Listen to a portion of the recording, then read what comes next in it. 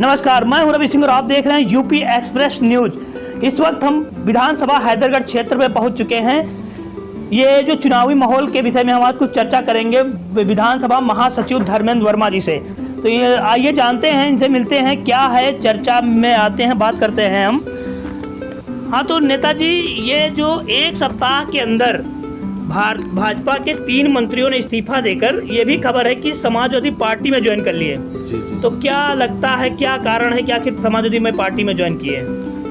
देखिए, 3 मंत्री और जो भी विधायक जी भाजपा से इस्तीफा दिए हैं, समाजवादी पार्टी में शामिल हुए हैं। अभी ये बहुत कम है जी, आंकड़ा बहुत ज़्यादा है। कई मंत्री और विधायक भारतीय जनता पार्टी को छोड़कर समाजवादी पार्टी में शामिल हो रहे हैं। इसका कारण है, और कारण कहीं छुपा नहीं है, एकदम साफ है कि 5 साल भारतीय जनता पार्टी योगी बाबा की सरकार रही है। जनता के साथ साथ अपने विधायकों को भी बाबा जी ने डिक्टेटरशिप जैसी, तानाशाही जैसी सरकार चलाई है। किसी भी विधायक को अपने मन से काम नहीं करने दिया। आज ये वो लोग हैं जो विकास करना चाहते हैं, जो जनता के बीच में उनका दुख सुख जानना चाहते हैं, उनके हिसाब से काम करना चाहते हैं। लेकिन तानाशाह सरकार है, ये नहीं कुछ करने दे रही है। जैसा कि सुनने में आ रहा है, जैसे विधायक वहां से मंत्री इस्तीफा देकर सपा में शामिल हो रहे हैं, इससे आपको क्या लगता है कि सरकार 2022 में सपा सरकार बन जाएगी? समाजवादी पार्टी का कुनबा बढ़ रहा है।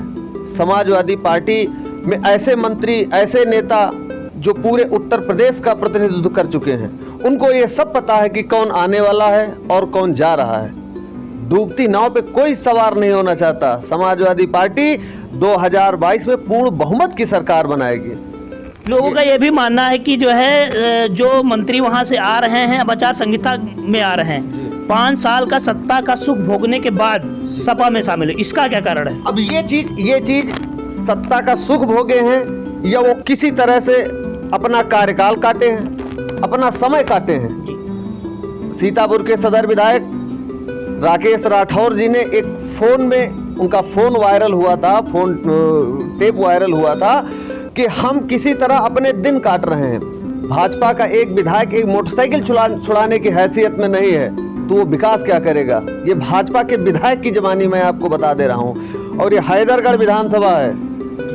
हैदरगढ़ विधानसभा में विकास का स्तर क्या था 5 साल में और क्या हो गया है? कोई भी सड़क हैदरगढ़ विधानसभा की चलने लायक नहीं है। और ये जो छुट्टा जानवरों की व्यवस्था है, ये हैदरगढ़ सहित पूरे उत्तर प्रदेश 403 विधानसभा में है। किसान के घर में गेहूं बोया जाता है, खेत में गेहूं बोता है, उसके घर नहीं आता है। धान बोता है, घर नहीं आता है।